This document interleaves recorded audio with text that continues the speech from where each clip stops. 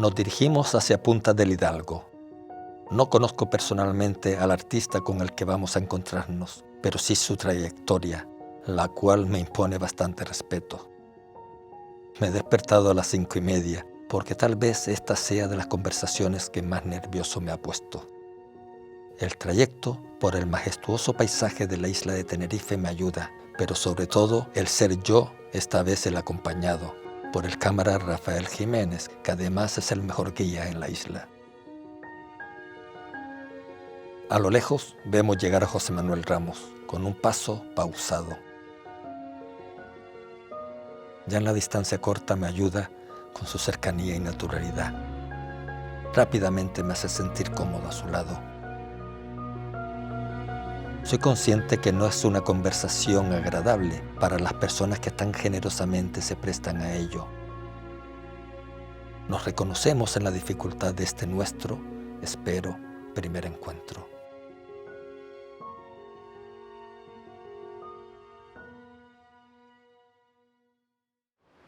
Bueno, estamos aquí con José Manuel en Punta del Hidalgo, en este lugar genial. Yo la primera vez que estoy aquí, de que te decía, en primer lugar, pues de que agradecerte de que tu disponibilidad para este proyecto, hablamos de vida. Y la primera, pues de que pregunta sencilla, pues ¿qué es para ti la vida?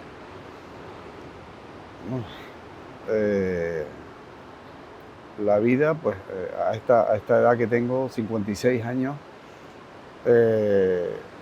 tengo una idea como de un camino largo, aunque dicen que la vida pasa deprisa. En cierta forma es verdad, pero bueno, cuando uno mira atrás y todo lo que ha pasado, es verdad que no es tan corta. La cosa ha sido... Estoy en la música desde pequeñito, e incluso en los escenarios desde los 9 años. Entonces eso me ha dado la posibilidad de vivir intensamente lo que es la música en los escenarios, fuera de ellos, y lo que supone conocer pues al año, no sé, hay gente que conservo desde esa época, pero uno está en continuo conocimiento de personas, ya sean técnicos de sonido, gente que va a los recitales, gente que se queda para agradecer si le ha gustado, y luego con otras facetas que uno tiene. Entonces me parece un recorrido, bueno, vamos a decir, maravilloso, lleno de altibajos, de sensaciones a veces encontradas, de momentos duros, pero en general lo veo como un camino en el que más o menos uno puede tener las cosas bajo control si uno quiere, pero siempre respetando el libre albedrío. Pero digamos que uno va cumpliendo años y va queriendo, visto lo visto, queriendo controlar más o menos lo que es la vida desde uno se despierta hasta que vuelve a la cama. Y tengo una sensación de que me gusta lo que he vivido y que en mi vida pues me ha dado muchos momentos de emoción y de felicidad. Creo que... Claro, y de que siendo músico, pues tú también de que le has dado, ¿no? Este proyecto, hablemos de vida, de que nace un poco de mi desesperación, ¿no? De la incultura, de que no hablamos de la muerte, no hablamos del dolor, solo hablamos de las risas y las fiestas, cuando en realidad para mí es como si este proyecto fuera para decir que mañana sale el sol, ¿no? Es como para hablar de algo de que es tan natural como... Pues, ¿cuál es tu opinión sobre esta incultura y de que no hablar de esto, ¿no? Bueno, nosotros, el resto de seres humanos, que no sea gente como tú, tenemos una serie de estereotipos, de consignas que están desde la niñez y que uno luego se va dando cuenta que no es exactamente eso, y siempre, sobre todo en los últimos 15, 20 años, uno escucha otro tipo de consignas, digamos, u otro estilo en darle explicación a ciertas cosas.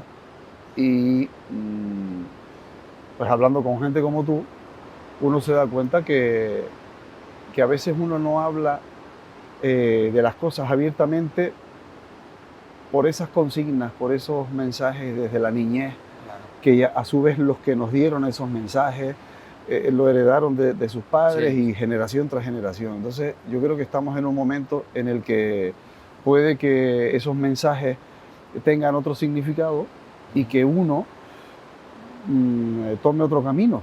Claro. Sobre todo, como digo, hablando con gente como tú, que en 4 o 5 minutos de conversación uno aprende y se da cuenta de que a veces el camino ese de la vida de uno habría sido diferente de haber conocido esos mensajes y esos contramensajes que, por llamarlos de alguna forma, que das tú. Entonces estamos en el momento ese clave en el que podemos acceder a otro tipo de definiciones o de explicaciones o darle explicación a algo que siempre ha sido un tabú y que es verdad que cuando uno lo habla abiertamente, pues incluso se llega casi a la sanación. Claro. A mí, de que yo soy un enamorado de la música, tengo muchos amigos músicos y para mí la vida sin la música no sería vida, ¿no? Y yo tengo mi propia banda sonora para la alegría, vamos, yo siempre voy acompañado de música, pero también la música de que me ayuda cuando estoy triste, de que me ayuda a transitar esa tristeza, ¿no? De que tú también tienes de que tu banda de que sonora para... Claro, date cuenta que te iba a decir, es muy raro, ¿no? Yo creo que es imposible que pase un día completo sin escuchar alguna canción en el coche, que a veces uno pasa mucho tiempo en el coche, tú sabes, o haciendo cualquier cosa, alguna cosa en la cocina, el altavoz siempre encendido, a veces la radio. Y claro, después de tantos gustos musicales, bueno, un gusto musical variadísimo, porque hay no lo sabía, y cuando termina el año, Spotify te habla y te dice, bueno, has escuchado, y bueno, mi mujer me dijo, no, dale ahí para que veas lo que te va a decir, y me dijo, bueno, enhorabuena, has escuchado hasta 60 géneros diferentes. Wow. Tal, no sé cuánto, has entrado tímidamente en esto, y entonces en ese momento uno se da cuenta, ¿no? Incluso el momento termina cuando alguien te quiere hablar, porque de tu artista número 1 este año de escuchas ha sido, y me habla Paul McCartney, Wow. no a mí, bueno, Sí, a todos los que sí, gracias, te quiero como tú me quieres a mí, y tal. Entonces uno se da cuenta de que 365 días dan para mucho, claro. Y sobre todo en la música. Entonces, claro que tengo una banda sonora, y bueno, a veces tiene uno tendencias por circunstancias del carácter de uno a la melancolía o a la tristeza, entonces procuro no buscar canciones que me lo acentúen, sino sacarme de eso y cambiar el chip. Pero sí es verdad que, bueno, cuando yo empecé a oír lo de musicoterapia y dije, bueno, no lo había oído nunca, pero es real, es tan real como un psicólogo que te pone las cosas en orden. Claro, de que nosotros, de que la música planta oncológica y hospital de día, y de que esporádicamente cuando lo necesitan a la UBI, y lo que se genera allí es genial, vamos, yo soy testigo de eso, y de que siento una envidia por los músicos que hacen esa labor increíble. Cuando te enteras de que alguna persona cercana ha perdido a un ser querido, o tú personalmente, ¿cómo es ese impacto? ¿Y cómo, de que tienes alguna herramienta, algo que puede que te ayude en esos momentos? No sé, porque familia, es curioso, porque la familia vive con la sensación de que alguna vez va a llegar el momento, sobre todo si yo prefiero que sean de avanzada edad, pero perdí un primo muy joven en Venezuela y fue un shock. Automáticamente uno piensa en sus hermanas, en este caso que eran hermanas, su madre, su padre había fallecido ya, pero es una sensación de conciencia de cómo debe ser un hachazo de ese tipo. Cuando es familia y es gente mayor, uno como que lo tiene como una parte más de la vida. Sí. Vamos a ver, si Sí, no, sí. no quiero...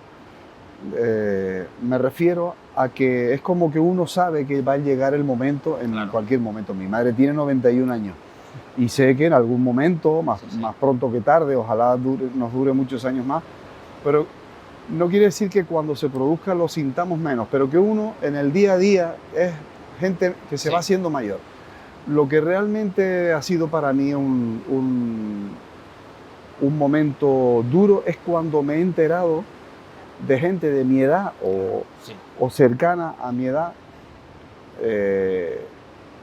que fallece por una enfermedad y es como un momento de conciencia de que esa persona no va a estar más. Pero no solo no va a estar más conmigo, porque por eso que ha oído uno siempre de que la muerte, el sentimiento es un sentimiento egoísta, no va a estar más conmigo, no me va a hacer reír más, no me va a querer, no me va... Yo no estoy seguro de que sea eso del todo cierto, porque si pienso en alguno de los grandes amigos que se ha ido, es como una interrupción de algo que iba bien. No sé cómo explicártelo, es Sí.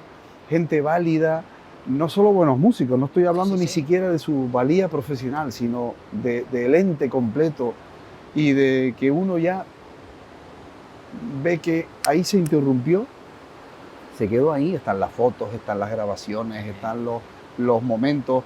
Pues los mexicanos dicen que hay dos tipos de fallecidos, los que van al Valle de los Olvidados y los que van al Valle de los Recordados. Recordados. Y nosotros, claro, las anécdotas de gente que hemos perdido, en ese momento sabemos que ellos están en el Valle de los Recordados. Recordados.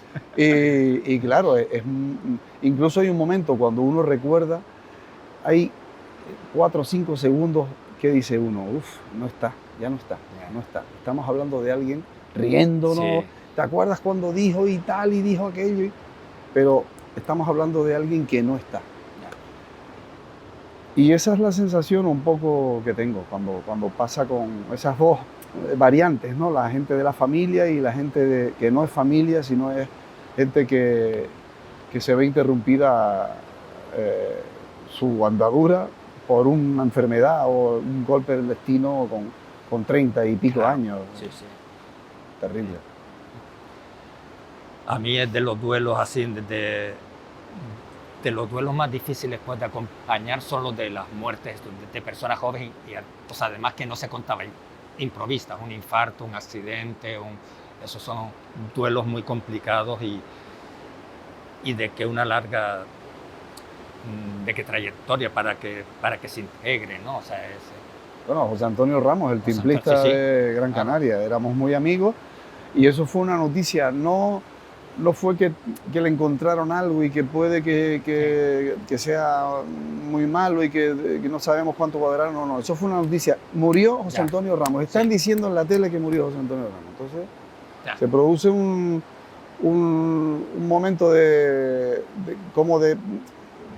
pensando que puede que se hayan equivocado, que no sea ese. No, hasta que enciendes la tele y ves ahí, están hablando de eso.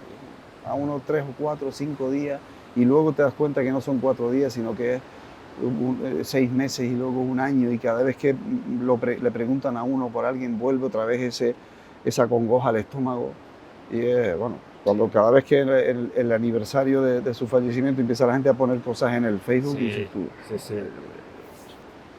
y de que el homenaje de que se le hace, de que yo he estado, o sea, de que los conciertos homenajes de que se le ha hecho y está en el Valle de los Recordados. Sí, él está en el Valle de los Recordados. O sea, él sí que está en el Valle de los Recordados. De que conocí de los mexicanos, de que lo sigo mucho porque su cultura de muerte sí que es bastante potente. Pero esa comparación de que nunca la había escuchado, o sea, que eso es algo pues que aprendo yo. Está en una de esas películas, creo que es en Coco, en Coco, o en el sentido de la vida, o algo así. Es una de esas películas y me quedé, dije, claro, es que es así. Desde que Coco me parece una gran película y de que sobre todo para hablarle a esos grandes olvidados en el mundo del dolor, de que son los niños, ¿no? Claro. Bueno, eso yo gracias a Dios no he pasado por un momento de eso, pero conozco a gente que no solo ha perdido a niños nacidos y de varios meses, sino conozco también a gente cuyo hijo ha nacido Sí. sin vida Sí, ya. sí. Y bueno, yo creo que es de las peores cosas que puede pasar. O sea, la ley de vida dice que uno enterrará a sus padres y cuando se produce al revés, Claro. no quiero pensar el sentimiento de incluso de fracaso, puede ser, no sé. Eso tiene que ser terrible. Junto con el suicidio, de que la muerte perinatal y neonatal son de los tipos de duelos a los que yo más dedicación y estudio, son de los que más de que no sé por qué. Esos dos tipos de duelos son los que más de que me implico en estudiar y en aprender. Pues por eso mismo, ¿no? Porque de que me parece que quien lo padece, quien lo sufre, tiene que ser algo Sí, además, desbordante. un suicidio, imagínate el sentimiento de culpa de la gente directamente relacionada Ajá. con él. Y luego lo que me cuentan, tenemos dos amigos también que además se conocían entre sí y pasaron por eso y la gente de la familia empieza a ver señales en cosas anteriores a los meses. Claro. Y entonces la sensación de no haber ayudado, yo no supe verlo, bueno, eso tiene Sí. que ser también Claro. una sensación horrorosa, Claro. y ahí es donde seguro que tú has tenido que emplearte más. Y para que me entiendas por qué estoy aquí contigo y por qué esta desesperación mía de hacer cultura, hoy se van a suicidar 11 personas mínimo en este país. Mientras tú y yo estamos hablando de que tendré que calcular entre los pero y lo llevamos de que pidiendo un plan de prevención de suicidio, igual que hubo un plan de prevención de accidentes de coches y han bajado yo lo llevo de que pidiendo de que la asociación cumplimos 11 años, pues todo este tiempo. Y socialmente hemos hecho oídos sordos a esto, a una realidad. Y cada persona que se suicida, mínimo deja 6 afectados. 6 familiares con un proceso de duelo como tú mismo has definido. Entonces, pues, para que tú entiendas un poco mi desesperación y por qué estamos aquí y por qué de que necesito pues que hagamos cultura de esto, ¿no?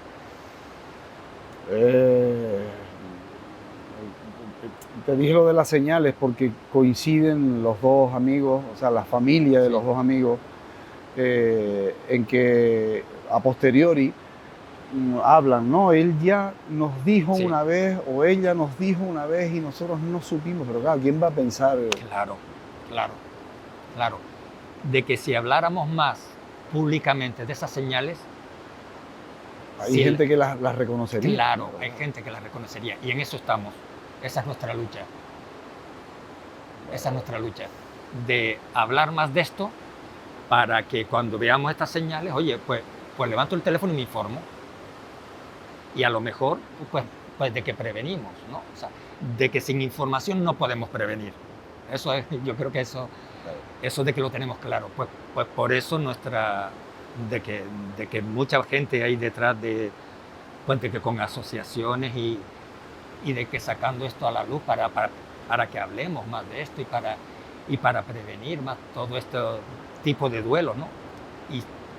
Y si del dolor de que se hablara, había muchos menos duelos patológicos, muchas menos complicaciones en los duelos.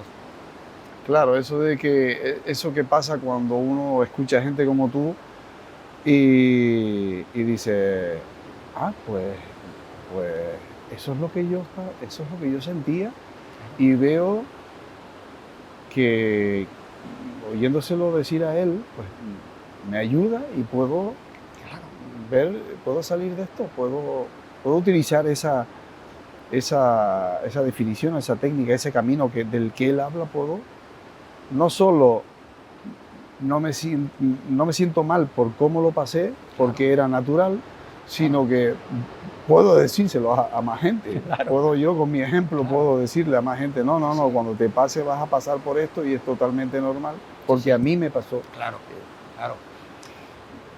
Y ese de que a mí me pasó significa que yo salí.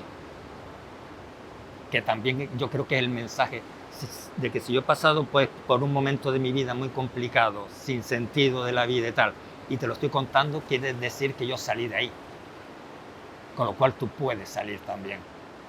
Pues, que me parece que es el mensaje pues, que más peso tiene, ¿no? Claro, claro. Es un poco contarle a los demás lo que se utiliza en otras terapias de enganche a sustancias y el contar la experiencia y abrir, iba a decir el corazón, pero es casi también abrir la razón a todo eso que ha pasado y supongo que se queda uno más, comparte con los demás y es como una especie de ayuda que no se nota, intangible, pero que está ahí. Claro, porque desde que tú te reconoces en el dolor del otro o que el otro ha pasado lo mismo, de que rompes algo que es para mí brutal, que es la soledad. Ya no te sientes tan solo eso, al otro le ha pasado igual, ya no es a mí solo, ¿sabes? Y te identificas con alguien y encima lo ves bien, pues eso pues te da una luz, una esperanza. Claro, es como el sentimiento del que tú hablas también de la pérdida de una mascota, de un animal. Y la gente que te dice, bueno, tranquilo, es un perro, es un gato. Entonces es como con todo el cariño que lo dicen, como intentando hacerte olvidar ese momento, pero no. Afortunadamente nos estamos dando cuenta que hay que hacer todo lo contrario. Claro, sí. Yo de que la herramienta pues, que más utilizo en el acompañamiento al dolor es una para la cual no hay que estudiar mucho y no hay que hacer muchos ejercicios, que es el silencio. Un doliente de que lo que más necesita es que tú guardes silencio y lo escuches. Exacto. Hay una experiencia con una hija mayor mía que iba a ir al entierro, al duelo de un familiar de una de sus amigas. Y me decía, pero papá, es que no sé si ir, ¿y qué le digo? Claro. Oiga, ya tu presencia, el silencio y que esa persona te note cerca a ti, a sus amigos, eso ya es el método. Claro. Eso es oro.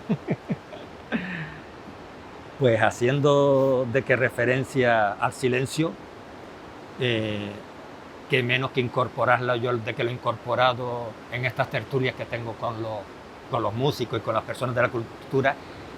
Y la última pregunta es no pregunta, es guardar silencio para darte el espacio a que tú hables de lo que te ha surgido, de lo que has pensado cuando te propuse. O sea, es libre. Bueno, la cosa es que uno, como te decía al principio, ya tiene una experiencia.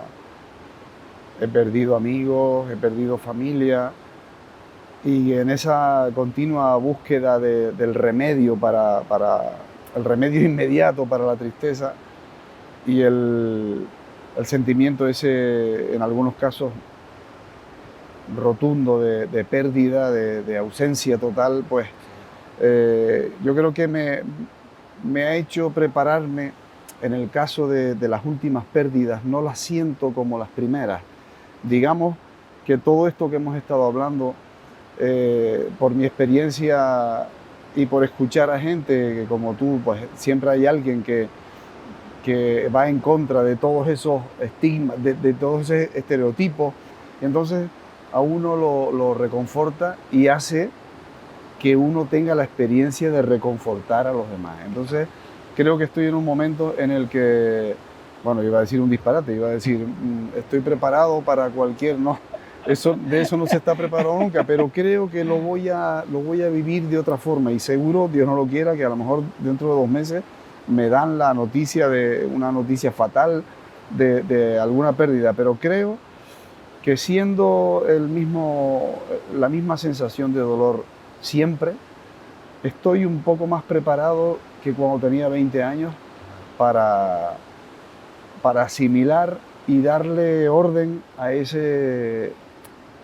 duelo, esa despedida que puede Puede ser de 2 meses, o de 2 años, o permanecer ahí cada vez que uno se acuerda de determinadas personas importantes, ¿no? Claro. Entonces creo que el sentimiento que tengo es ese, que estoy un poco más preparado para afrontar un shock de ese tipo. Claro.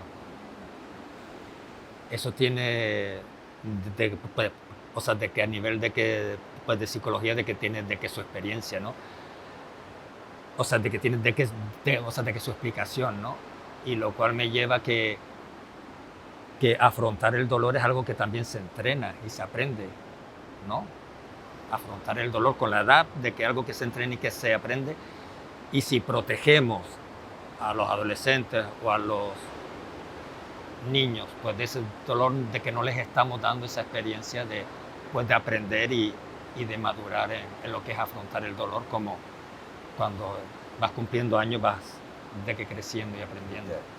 Sí, además, bueno, yo es que me gusta mucho oír la radio y de tanto oírla siempre hay espacios en los que uno pues agradece haber tenido ese momento y me acuerdo que hace más de 20 años ya había gente que decía que a los niños no había que aislarlos de esa pérdida, sino que incluso había que tenerlos presentes físicamente para que entendieran un poco mejor dentro del drama que puede, bueno, el drama que eso es y los recuerdos que puede crear, pero es como un antídoto directo y una mayor comprensión a que eso se ha interrumpido y que, bueno, ya la explicación que nosotros le demos y la terapia que el niño reciba, pero que sea consciente del momento en el que por el que está pasando la familia. Sí, claro.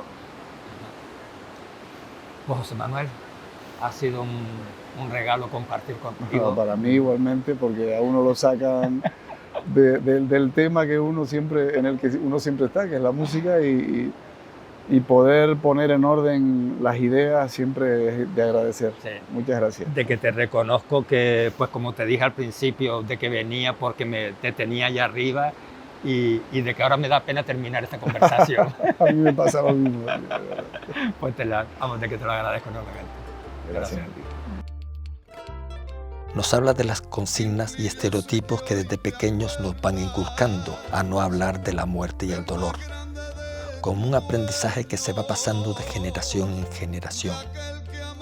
No esperaba hablar con él de un abanico de pérdidas tan amplio, desde la muerte imprevista, duelo perinatal, neonatal, pero menos aún me esperaba hablar con él del suicidio. Gracias, José Manuel, por sacar este tema que a mí personalmente me quita el sueño. No solo porque cada día 11 personas se suicidan, sino que además cada 7 minutos y medio una persona lo intenta. Creo que es razón suficiente para perder el sueño. Nos habla de la necesidad de compartir. ¿Cómo le explica a su hija que solo con su presencia ya es suficiente para acompañar? Yo no lo hubiera dicho mejor. Llegué muy nervioso y me voy con la pena de que se haya acabado la conversación. Su trayectoria lo avala como un músico imprescindible de la cultura canaria, pero tengo el honor a partir de ahora de poder admirar a la persona. Gracias, José Manuel.